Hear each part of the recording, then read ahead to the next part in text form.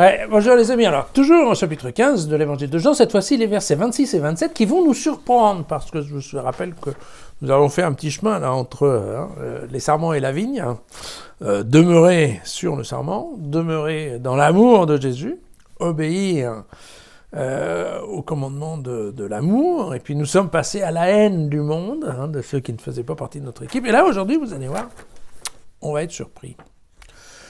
Lorsque viendra le Paraclète, que je vous enverrai auprès du Père, l'Esprit de vérité qui procède du Père, il rendra lui-même témoignage de moi.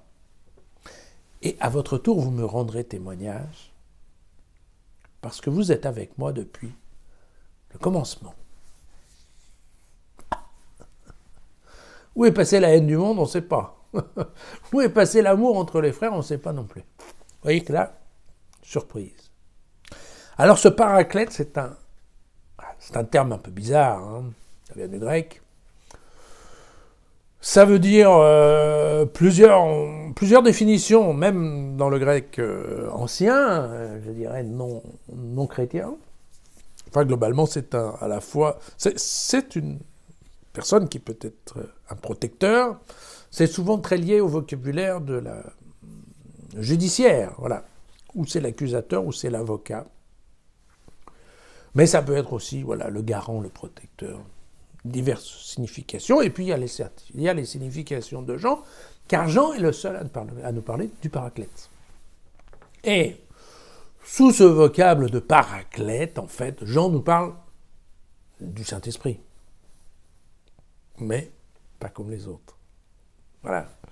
Alors, c'est la 13e fois qu'il nous parle du Paraclète. En tout, il parlera 5 fois dans l'évangile de cet étrange Paraclète. Je vous rappelle juste que la première fois, c'était au chapitre 14. « Moi, je prierai le Père. Il vous donnera un autre Paraclète qui restera avec vous pour toujours. C'est lui, l'Esprit de vérité. Celui que le monde est incapable d'accueillir parce qu'il ne le voit pas et qu'il ne le connaît pas.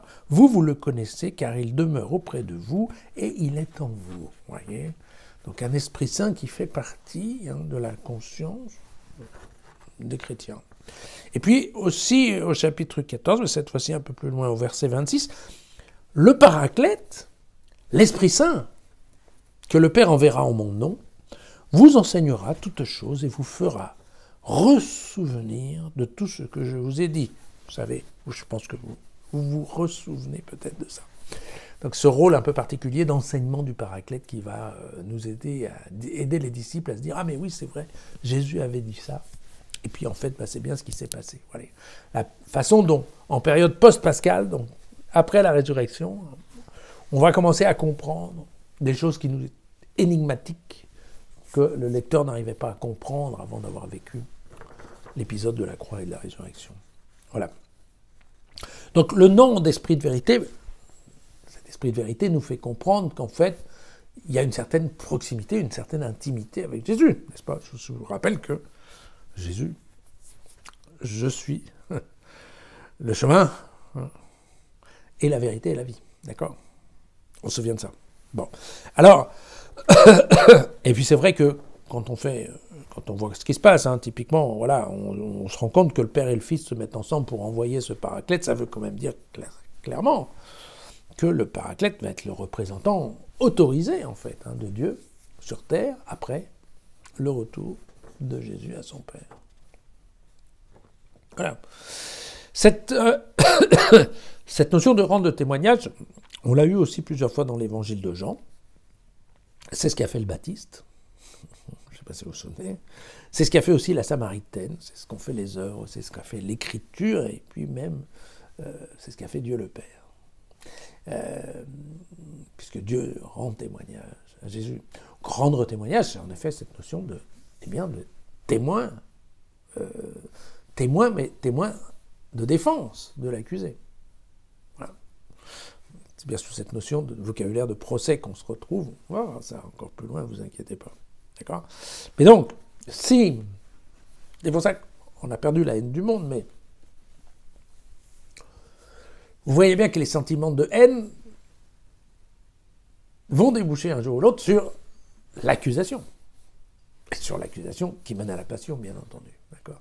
C'est l'accusation du monde contre la personne de Jésus, qui, je vous rappelle, nous l'avons vu hier, est la source du péché du monde, et donc de cette séparation, en fait, entre le monde chrétien et le monde tout court. Voilà. Donc, c'est le Paraclète qui fera mémoire, qui sera témoin, mais qui nous rappellera ce qu'a fait Dieu incarné, c'est-à-dire Jésus. Voilà. On retrouve bien le même terme de ressouvenir.